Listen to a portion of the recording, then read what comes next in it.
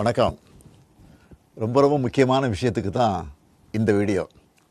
இன்றைக்கி காலையில் நம்ம அரசு சார்பில் 5,000 ரூபாய் உங்கள் அக்கௌண்ட்டுக்கு வந்திருக்கோம்.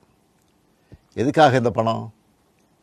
நாங்கள் ஆட்சி பொறுப்பேற்றப்போ கொரோனா உச்சத்தில் இருந்துச்சு. அதை சமாளித்து மக்களின் உயிரை காத்தது மட்டும் இல்லை, அவங்க வாழ்வாதாரத்தை காக்க 4,000 ரூபாய் நிவாரணத் தொகையையும் வழங்கணும்.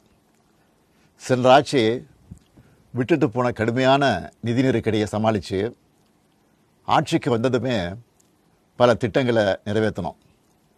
நம்ம ஆட்சிக்கு வர்றதுக்கு முன்னே மாதம் 1,000 ரூபாய் உரிமைத் தொகை வழங்கப்படும்னு அறிவித்தேன். அப்போது இது சாத்தியமே இல்லைன்னு சிலர் சொன்னாங்க.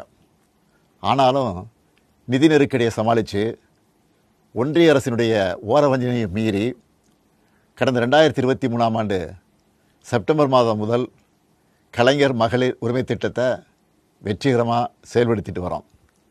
முதல்ல 1,13,00,000 மகளிருக்கு பயனளித்த இந்த திட்டம் அண்மையில் அது விரிவுபடுத்தப்பட்டு இப்போ 1,31,00,000 குடும்பத் தலைவிகள் பயன்பெற்று வராங்க.